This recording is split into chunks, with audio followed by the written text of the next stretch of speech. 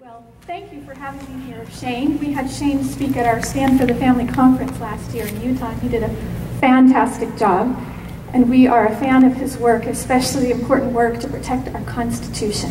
And I appreciate the time that all of you are taking to come here today and to be interested in what's happening and to be a part of making sure that our laws and our policies protect our families. There's a few of you here who already know of our work. Many of you look new. I usually do tell a quick story about how I got involved because people always ask me, how did you get involved in this?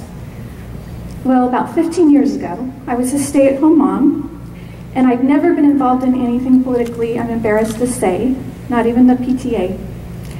And I got invited to go to a UN conference. And something inside of me said, you better go. And I was put into a room where there was negotiations going on with countries from all around the world, their representatives, and I was told to monitor what was going on and write on my page that I had anything positive that was said about the family. Well, my page remained blank. There was all these radical ideas and things, feminist philosophies being promoted to be put into this that sounded kind of radical to me. And I wondered if anybody knew what was happening in this room, and if anything that was happening in this room really mattered or could affect my family in Gilbert or families across the world. And then all of a sudden, a lady raised her hand and she said, I think we need to protect religious and cultural values when the UN goes into war-torn countries. And you would have thought that she dropped a bomb in their room. There's just dead silence. Like, this was the most controversial thing ever. And I thought, this is the first normal thing I heard. And everyone started attacking her and giving her all these arguments and saying, well, you have to show precedence because there's this thing called UN consensus language. You have to show things were in past UN documents in order to get it in. And she was struggling. She was saying, well, I think it's in this document or that document. They said, sorry, if you can't give us the citations, you know, basically she was losing. And all of a sudden I started shaking because in the corner of the room, I had left my bag because it was kind of heavy. I had studied the night before a little booklet that had UN consensus language from past UN documents, and I had starred the section of all the excerpts calling for respect for religious and cultural values from past UN documents. And so I had exactly what she needed in the corner of the room. And I didn't know if I'd get thrown out or what I could do, but I made my way to the corner of the room, and I got the thing, and I made my way behind her and kind of put it on her lap as she was trying to fight through this, and she looked down and she saw she had the very citations that she needed. She raised her hand and she said, it's in Cairo, it's in this document, it's in this document, it's in this document, gave the citations, and the room was silent. She won the argument. Because these nations had already agreed to these excerpts in these treaties, right? So she pulled me out in the hallway and she said, who are you? Well, I was a mom. But I was a mom who happened to be in the right place at the right time with the right tool. A tool that could impact an international policy that had the potential to influence families across the world. That thought astounded me. I thought, if I as a mom, knowing hardly anything about what I was doing there, could stumble into UN negotiations and have that kind of an impact, what could happen if I learned more, if we brought more people, if we brought experts, if we brought attorneys and doctors and nurses and experts in all the issues that were being negotiated? What if we brought youth when they were saying, we need to hear from the youth? What if we did all these things? And so that's what we've been doing for the last 15 years. And as we've been doing that, we've been studying their strategies, their plans, and as Al showed you in his presentation, we've learned that these philosophies and laws and policies that are being pushed at the United Nations trickle down through the national, state, and local level, and even to the schools, and are having a great impact on children, regardless of whether they become actual laws, binding laws, because a lot of the things that are negotiated at the UN constantly, I've been up almost all night for the last 3 nights. Right now, in New York, at the United Nations, there are battles going on over issues that can affect families worldwide. There's a resolution being negotiated on the family. This happens to be the 20th anniversary of the International Year of the Family. And those who are pushing sexual rights are really mad that there's this resolution they have to be involved in that could say positive things about the family. And so we provide support, talking points, analysis, strategy for the governments now that are standing up for the family. And the governments that are standing up for the family happen to be mostly from the developing countries. In fact, we're helping them fight against our own government. Good. In fact, our government is one of the worst perpetrators of these sexual rights that they're trying to impose on all these other countries. In fact, how many of you knew that President Obama issued a directive to all of our UN embassies and any of our international agencies that have dealings with any other countries that promoting gay and lesbian rights is a top priority? Now think about that. Think about that from several different levels. It's a top priority. And think about the countries where that could create problems if it were a top priority. And think about the countries that are where we just had an ambassador killed in Libya not too long ago. You know, every month in June, President Obama has announced is Gay and Lesbian Pride and Transgender Pride Month. And so all the embassies are under instructions to do gay pride events or some kind of thing with our ambassadors at the forefront. Now imagine a country like Pakistan, a Muslim country, an embassy doing a gay pride event. What do you think that does for our foreign relations? Okay. Why were they? Of course, they were burning our flag and doing protests against the United States. No wonder why. No wonder why they're angry at the United States. Okay. That's what our government is doing. Also, President Obama has been using your tax dollars for this agenda and has created an international fund to fund gay and lesbian groups on the ground in all the developing countries to help foment excitement for changing laws and policies. So we work with mostly countries from the African group, the African voting bloc, the Islamic voting bloc, Russia. The Vatican has an observer status and they can be involved in the negotiations. We work closely with them. Some Caribbean islands, a lot of times we've been able to get the whole Caribbean island voting bloc to speak up for the family. But basically, there's a huge war, and it's the developed countries trying to force their sexual rights on the developing countries. And you've probably heard some of this in the news about us and other countries saying we're going to withhold our aid money for the poor and the programs unless they start changing their laws and doing the things that our government, along with the EU, the European Union, and some of the other developed countries are doing. So that's just kind of a background of what we do. Family Watch is a non-religious organization. We have members in over 170 countries. We take a non-religious approach because we find that if we can use science and data and facts and show the consequences of different policies and programs or activities and the economic impact of these activities, that governments will better be able to take our recommendations because their job is to look out for the best of society. And we've had a lot of success in bringing support from people all around the world, from all different faiths, Muslims, Jews, Christians, Catholics, Mormons, you name it, who believe that the family is important. But because we do it from this non-religious perspective, we don't offend them with one religious approach that you might take, like a lot of organizations are. I don't want to say that it's not good to be a religiously based organization. There's a need for that too, to rally people of different faiths to be protecting our fundamental freedoms and our families. We just play this unique niche of not being a religious organization. Okay.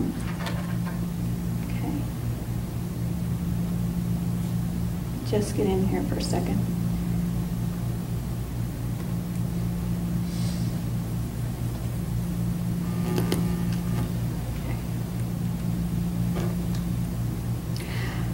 It's all about children.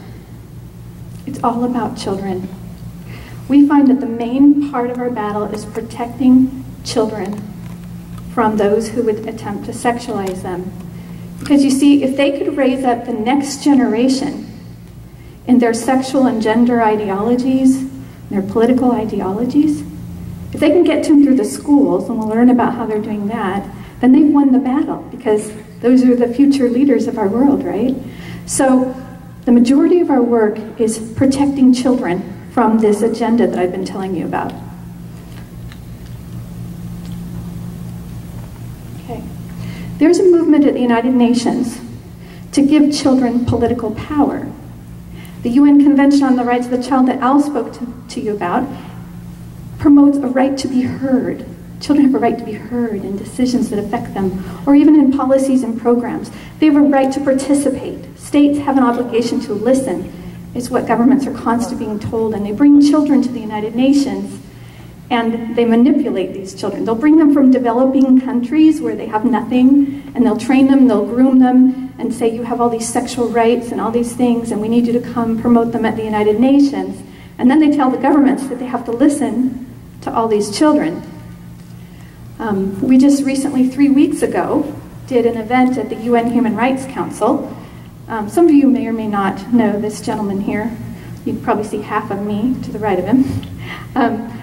He is the former dean of the Brigham Young University Law School, Bruce Hafen. And we had him present on the UN Convention on the Rights of the Child and the problems with some of the autonomous rights that they're trying to give children. He, in fact, had done a critique of the UN Convention on the Rights of the Child 20 years ago. He's one of the few people who have ever really spoke out against it at the United Nations. In fact, I've never heard anybody speak out against it.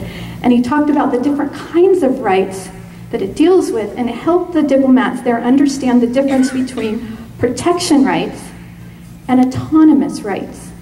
Okay, because people get those confused, and that's where the other side wins. Protection rights are all the rights that we would all agree upon on both sides of the issue, right? Food, shelter, help, medicine, health care, etc. But autonomous rights, the kind of things that the UN Convention on the Rights of the Children grants, is privacy. From whom? Who else? The parents. Confidentiality. Information. That way they can get to the children with their sexuality programs. Right to be heard, to participate. Their sexual expression. These are the wars and battles that are going on constantly at the United Nations. It's over these words related to sex education or reproductive health services, i.e. abortion service, that's a euphemism, and things like this for children. It's a constant battle in every resolution, almost, that we deal with, regardless of the topic. In fact, right now, the 4 resolutions that we're helping diplomats with, one is on early and forced child marriage. Well, that's not a good thing. We're against that. But it doesn't matter what the topic is, they try to get it to be about promoting abortion and sexual rights for children and adults alike, and they have various creative ways to do it. Another one, like I said, is the family resolution. There's a big fight on that. Another one is on preventing violence against women. And here's the interesting thing. Women and girls, they just added girls, so now it applies to the children. And here's the thing, their definition of violence, gender-based violence, says any kind of actions that could cause physical or psychological harm or suffering to someone. Think about how broad that definition is. You could run a train through it. So if I say something that offends you, that you disagree with, about your sexual behavior, that could cause you psychological harm, right? Or if I was a counselor, a therapist, and I wanted to help you, you came to me or you brought your child with same-sex attraction, there's lawsuits now around the corner, around the United States, and this is an issue internationally as well, where they're saying that this is a violation of people's human rights if you provide therapy, because that would make people feel bad. That would make them feel like they might need to change their sexual orientation. So, problems there. Okay, so we talked about the fact that the UN is pushing this right to be heard, this right to participate in government. They're actually even trying to say that we need to have children's parliaments. Children represent 50% of the people in the world, so they need to have 50% of the political say. I even heard one speaker say that some children have a higher IQ than adults, and so therefore they need to have these rights. Okay, for those of you who may be religious, it brings to mind a scripture in Isaiah, I believe it's 3:7 or 3:9. Oops.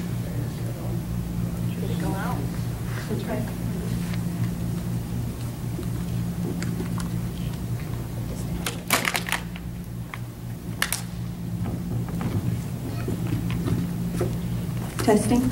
Okay, that works, good. And it says, and children shall be their oppressors, and women shall rule over thee. And we see this whole movement to make women have the say in government and children have the say in government. And so this is one of their tools for that. It's called the Bali Global Youth Declaration. A little over a year ago, in Bali, Indonesia, International Planned Parenthood and the United Nations Fund for Population Activity, a UN agency, held a conference for youth. And they said, we want youth to come that are going to represent all the youth in the world. And they're going to come out with this declaration that's going to tell the United Nations and all the governments of the world what all the youth of the world want. Well, how do you get youth that represent all the views of all the youth in the world? You can't, right? So they just brought in a handful of their children that were groomed, and they came out with the Bali Declaration. What does the Bali Declaration say that youth want? They want governments to recognize that young people have autonomy over their pleasures and desires. They need to legalize abortion, same-sex marriage, prostitution, and interesting, this theme that we see constantly, they need this right to comprehensive sexuality education. Well, that sounds good, doesn't it? Don't you want your kids to receive comprehensive education in this area? If you were in the middle of a country in Africa that had an AIDS pandemic and you were told this could help prevent your children from dying from AIDS, which is what they do. But what is it? What is this comprehensive sexuality education? Well, the UN expert, he's called a rapporteur on education, he was charged with giving out a report to the General Assembly of all the countries of the world, the United Nations, to tell them how we can improve the situation of education for everybody in the world. And his priority in his report was comprehensive sexuality education. That's the problem in the world with education, not that there's children in developing countries that need a basic education. We need more children to have comprehensive sexual education from the outset of their schooling.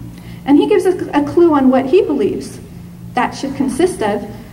The children need to know about their sexual rights, including their right to sexual pleasure.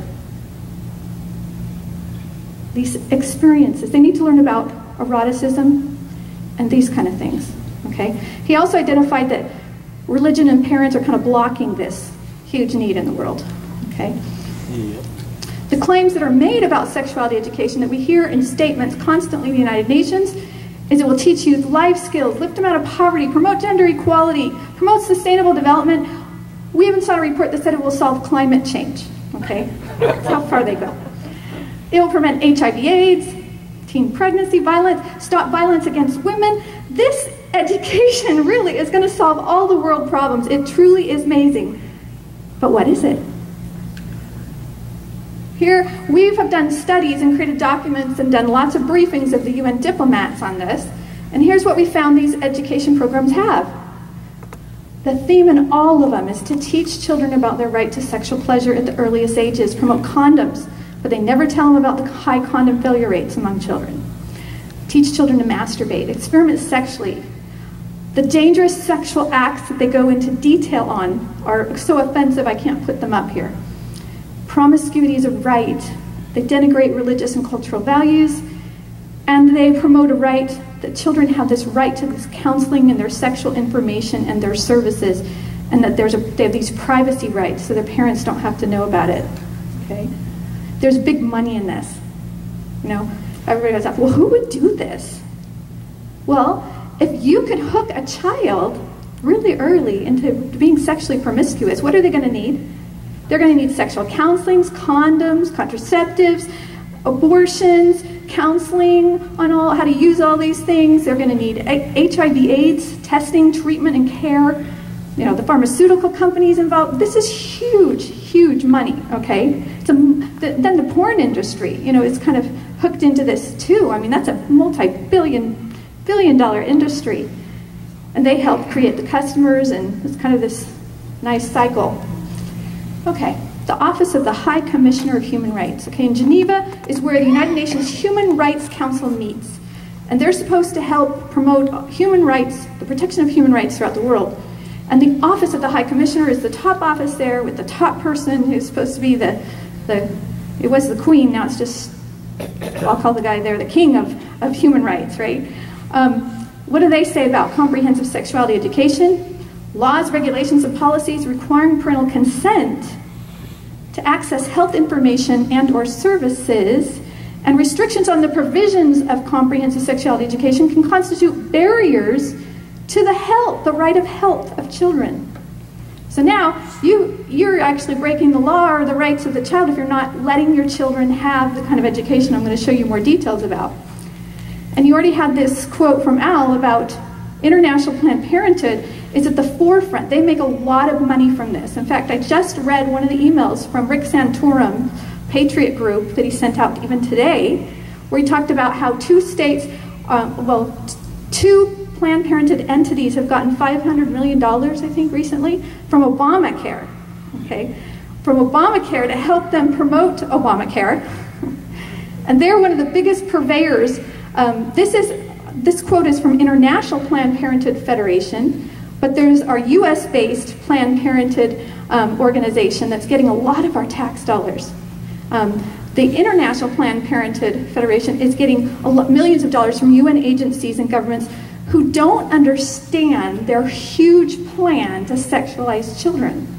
They use these euphemistic words, and they're not aware of these programs and what they're trying to do and how they're trying to teach that sexual pleasure for children is it's a component of their right to health. Okay?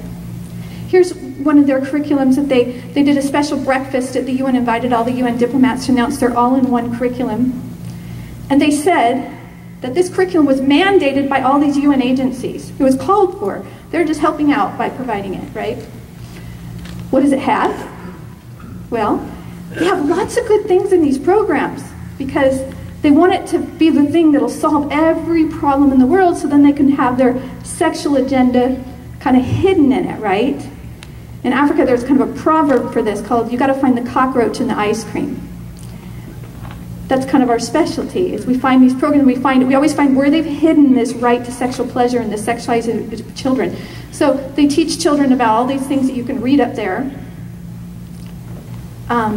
Sexually pleasing a partner, again, it's a big theme. But they also get into political views, right? They're trying to change the gender and sexual norms of society through this education. So they want to talk to them about acceptance and tolerance and the importance of not only accepting it in others, but experimenting in different sexual orientations and gender identities. The International Guidelines on Sexuality Education, this is put out by UNESCO, which is United Nations Education and Scientific Organization. Okay, they're supposed to help everybody in every country have good education and to protect scientific principles, etc. And they came out with their guidelines for the whole world. It's supposed to go to every education department in the world. Oh, I guess I don't have quotes from it. The quotes are just pretty bad. They teach children as young as age 5 that they can touch their body parts for sexual pleasure. As they get a little bit older, they teach them about sexual orientation, gender identity, and all these sexual ideologies, and especially about sexual pleasure. This one by International Planned Parenthood, this is the one that makes me the most angry. I picked it up at the Girl Scout meeting of the United States at the United Nations. They were hosting a meeting. And they say, I never found it there. There's a huge stack of these. I reported on it, and it went out all across the world, and everybody started contacting the Girl Scouts of America saying, what is this? And they denied completely that it was there. They denied completely that they are involved in this whole sexual revolution that's being pushed at the United Nations. So we spent a year studying what the Girl Scouts have been doing at the United Nations. And we have a whole website now of all this research. You can go to 100questionsforthegirlscouts.org. And there we document how they're involved through their international organization in promoting this whole agenda. And this was at their meeting. And it teaches, here's the thing why I hate this so much. Because this was created for children who are infected with the HIV virus. This is a deadly virus that is spread through what, mostly? Sexual activity. And they teach youth that are infected with HIV that they have a right to sexual pleasure.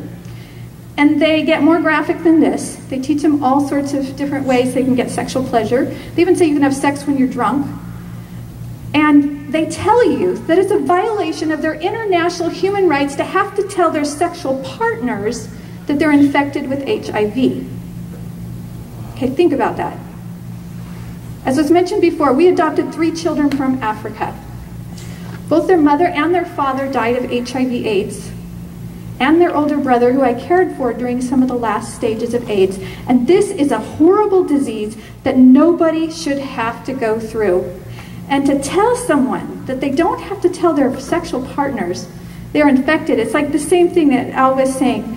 You know, it's like telling hemophiliac children to go play with razor blades.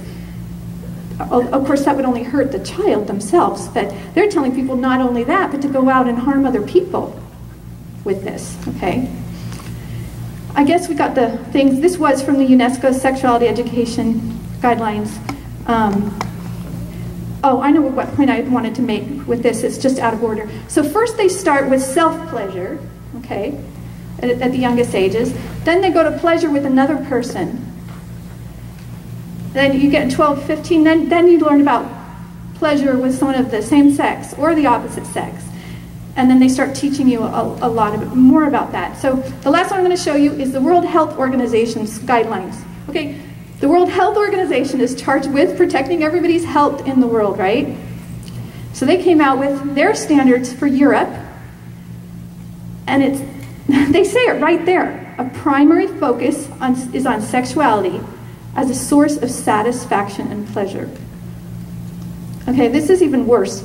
Look at the age on here.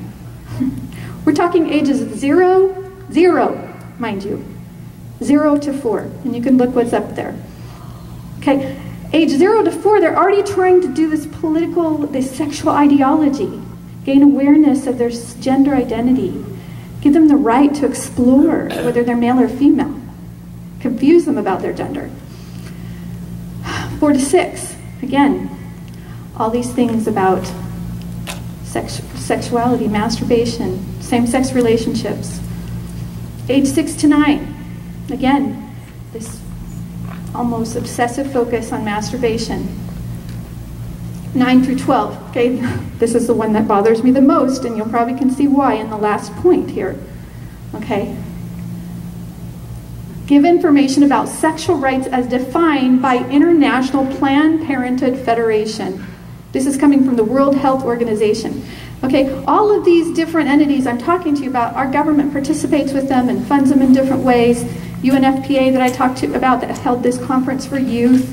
Under some of our conservative presidents, we stopped our millions of dollars of funding, and then they got reenacted under President Bush. I think currently we're either giving 40 million or 50 million to that agency. I don't know how much we're giving to the World Health Organization, but your tax dollars are funding this.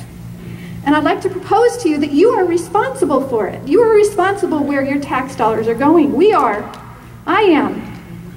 We as the American people have to raise awareness and stop our own government from doing this. Okay? Okay, age 15 and up, you got to change your feelings and your attitudes towards different sexual orientations here. And you got to learn about who's violating your sexual rights. About this age, they start turning children into political activists to promote their sexual rights in laws and policies through these programs. Now, I want to be really clear here. Al gave a little disclaimer for us, but I want to be really clear because we are often called, as a matter of fact, if you Google my name, you'll see all this stuff about me being a hater, exporter of hate, globetrotting hate person, you know, because they say that if you speak out against anything, you hate them. Well, I care about people who struggle with same-sex attraction, whether they're fighting it or they're not. I really care deeply because I understand it. I've created an entire documentary about it. I've interviewed experts throughout the world and people who've been in it and people who've been able to get therapy, and I understand that they don't choose those feelings. They really don't. Sometimes our side gets it wrong. We say, oh, those evil, you know, radical, sexually, you know, perverted people that want to have sex with the opposite, with the same sex. And we don't realize that this is a psychological condition that happens through different things that they experience when they're young, in most cases. Nobody knows exactly what causes it, but if you watch our documentary. It's online at familywatchinternational.org under documentaries. It's a 30 minutes called Understanding Same-Sex Attraction. You'll see the commonalities that a lot of these people that share their testimonies have of what's happened to them when they were young, and they need help. They're wounded. And we are against any kind of violence or harassment of people based on their sexual orientation or gender identity, and we promote compassion and support to those who struggle with same-sex attraction. At the same time, we will fight tooth and nail those who are promoting high-risk sexual behaviors to children as rights and as healthy.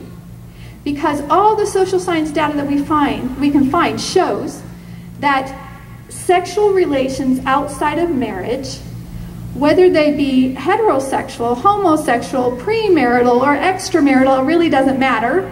Sexual relations outside of marriage create negative consequences, and there's tons of them that you can back up with peer-reviewed studies for men, women, children, and thus society.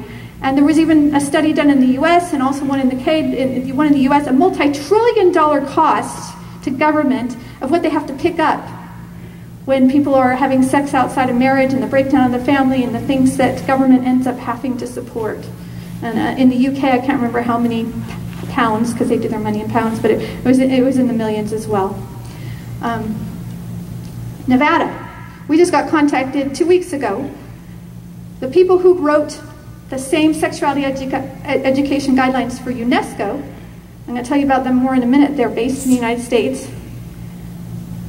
They're pushing this whole thing in Nevada. And all these parents rose up, and I was really proud of them. We gave them some support materials. They went to this meeting and stopped it just recently. So it's here in the US.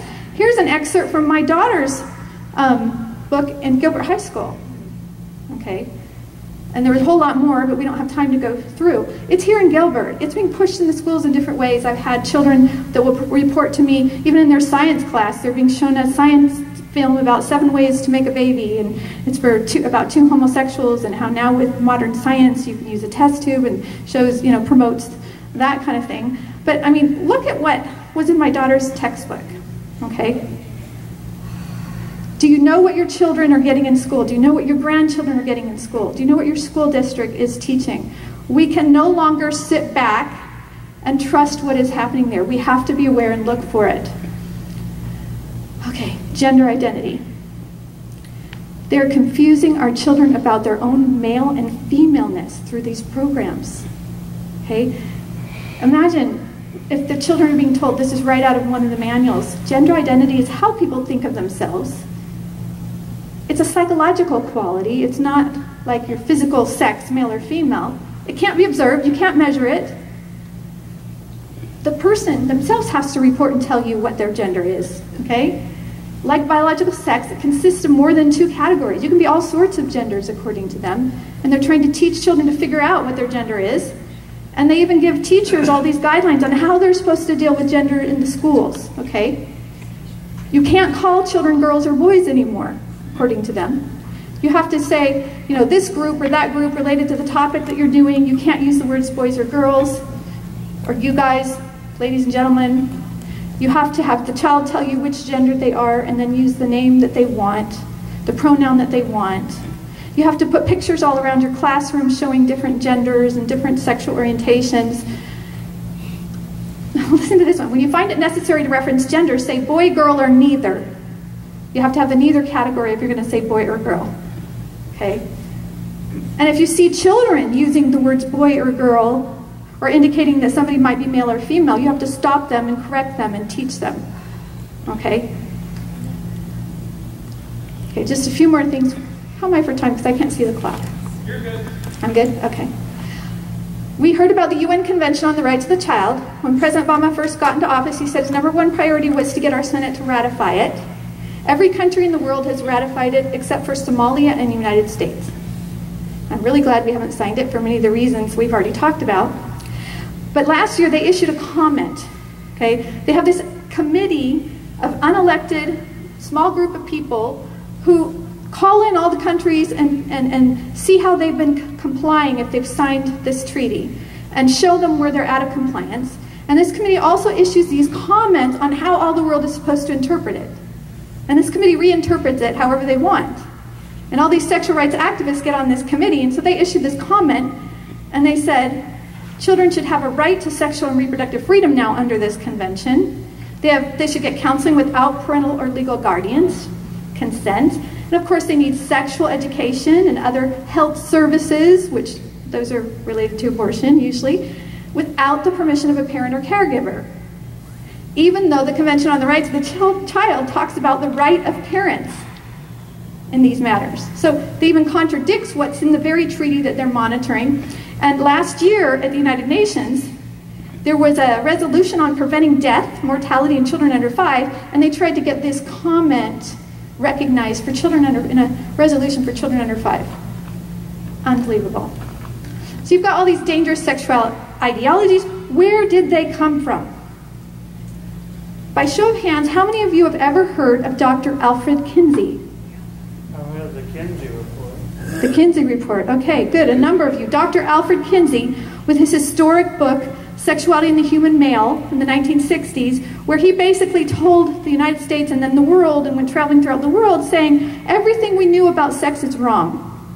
People are basically all sex offenders. They're all committing adultery. Many of them are homosexual. They're all having premarital sex. He did all these surveys, and he tried to say, because of all this, and because society is not as we thought, according to his research, which we know is bogus because we've looked it all up and gone through it, but he went to the prisons and interviewed sex offenders to try to get the sexual norms of society as part of his research, so you can imagine. But he went around and he went to our model penal code and testified as that was being created with all of his research, and it changed our laws across the United States.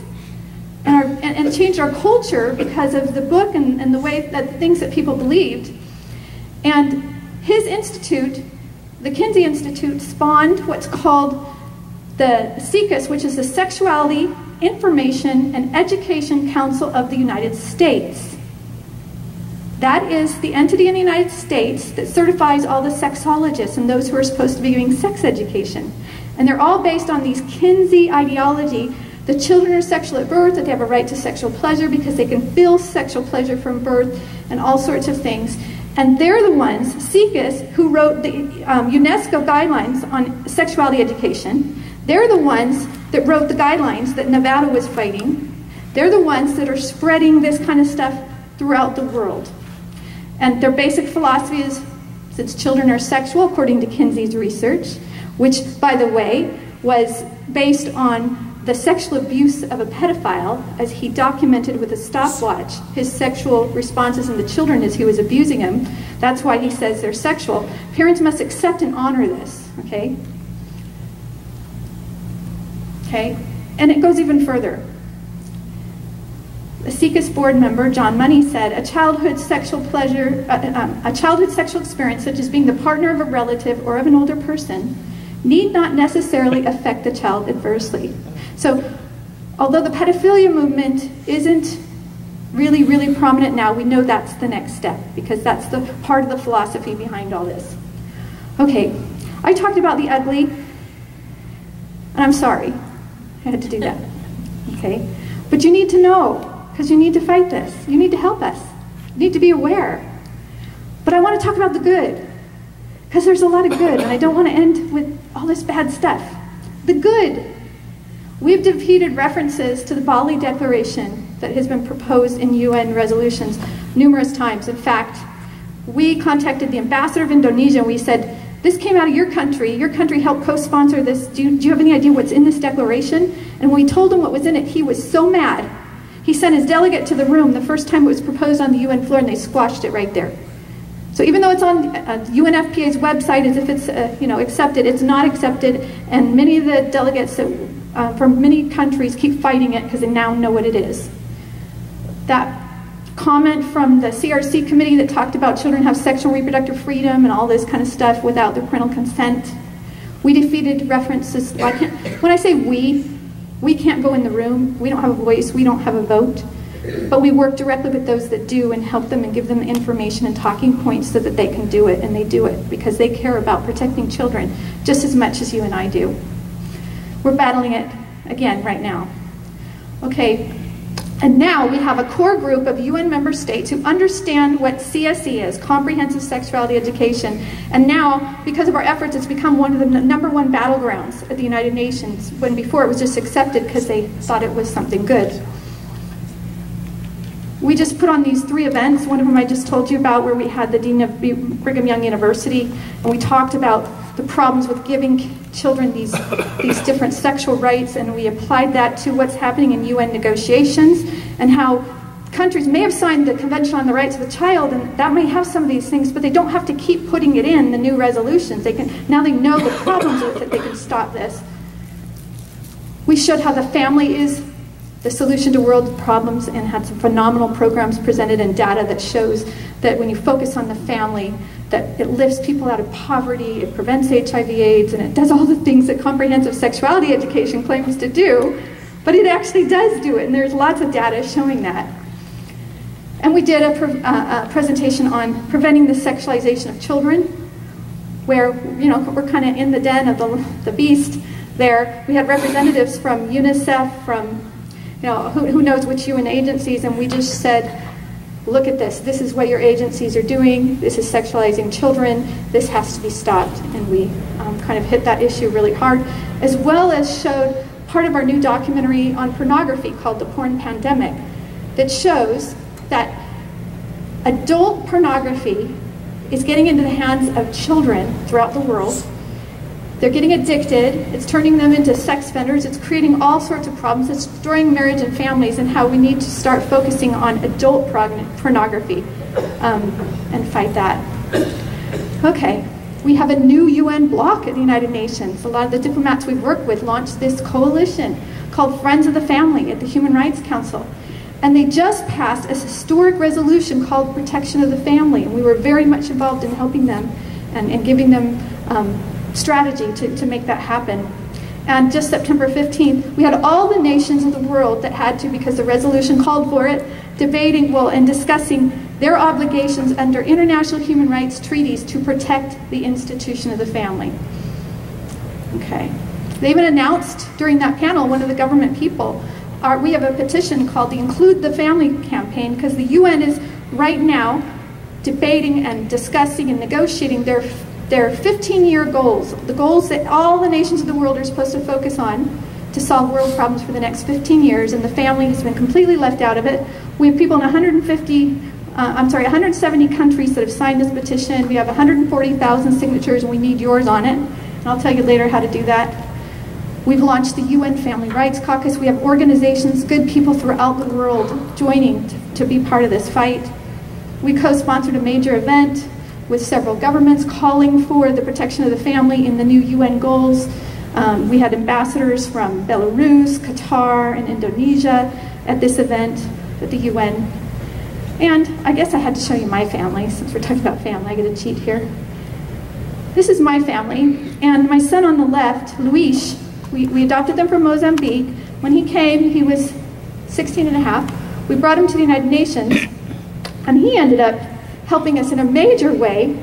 Because I have a white face, you know, it's kind of hard to walk into an African meeting when they're trying to decide their positions before they go into negotiations with the whole world. So we sent him in there with a flyer showing that the international guidelines of HIV, AIDS, and human rights produced by UNAIDS, the agency charged with stopping the AIDS pandemic in the world, was telling countries that the way you solve AIDS is, what would you think? You legalize abortion, same-sex marriage, prostitution, and you provide comprehensive sexuality education for children. Yes, that is the UN's remedy for HIV/AIDS, and that's where a lot of money are going. Absurd. We laugh, right? But it's not funny, because this is a life and death disease. And when he showed them, that was the quotes from that, we got that defeated. We got the whole African voting bloc now. Every time it comes up, they shoot it down. Now I'm going to end with just some tools that we have for you to educate others and yourselves. I told you about the porn pandemic. It shows how pornography is causing violence against women, demeaning of women. It leads to sexual crimes against children and women, and trafficking and breakdown of family. It has experts, it has experiences, it's backed up by data, and it's very powerful, only 30 minutes. A lot of what I've talked to you about tonight, the cultural imperialism, the sexual rights agenda, we have it all in living color. The debates at the UN, you have part of it where Hillary Clinton is at the UN, and she's saying, gay rights are human rights, and human rights are gay rights. And then you have the representative from the African group saying, but we believe in the family. This is against everything we believe in. And you have these officials, you know, the information I talked about, the HIV, AIDS, and human rights, what UNAIDS is doing, how the rich countries are manipulating all of the poor countries, including President Obama. We've got him featured there and what he's doing. So if you want a great educational tool, it's online and it's for free. And then the documentary I told you about, Understanding Same-Sex Attraction. You just go to familywatchinternational.org, click on documentaries. I have a few documentaries here that you can buy in a hard copy, but you can certainly get them for free. You can go to our Action Center on our website. Take action. Sign our petitions. They really, really do help us. We had a group of children come to the United Nations, and this last one on here is the Declaration on the Rights of Children and Their Families. They launched this declaration at the United Nations a month ago, and they're inviting children and parents across the world to sign it. It's really our answer to the Bali Youth Declaration. This is the real things that children want, and real children are signing it. And it's based in UN treaty language that nations are already under obligation to protect the family, to protect life, to make sure that children can know and be raised by their own parents, and so forth and so on. You can join the Family Rights Caucus as an individual or an organization. The more people we have join it, the stronger our voice is, and the more people we represent. You can come to the UN with us and lobby. It's an amazing experience. We need people of all walks of life. We find sometimes people who are the least experienced do the best. So we'll train you, come along with us, come to the UN, help us find other organizations to join this. And the last thing is our book, Stand for the Family. A lot of what Al talked to you about, a lot of the quotes, a lot of the things on the slides are in this book. It's our Family Defense Handbook. It takes you on all sorts of issues, gives you the strategies and the talking points that we use successfully at the United Nations to fight these policies. And we have a table out there, and we hope by the end of the night that each of you will sign this petition. It's called the Stand for the Family Petition. And it basically says that you support efforts to protect marriage, family, life, religious freedom, and parental rights. And if you sign it, you get this nifty button. And it says, I stand for the family. But more importantly, you will know that your voice will be heard at the United Nations through us as we fight these issues. And our voice will be stronger because we will be representing more people as we go out there. Like I said, we've had nations, again, in 170, like I think it's 5 countries that have signed this petition who we represent.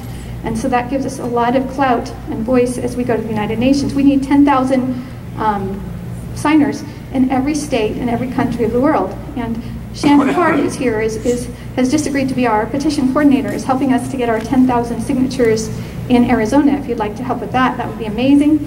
I want to bring it back just to children. This is what it's about.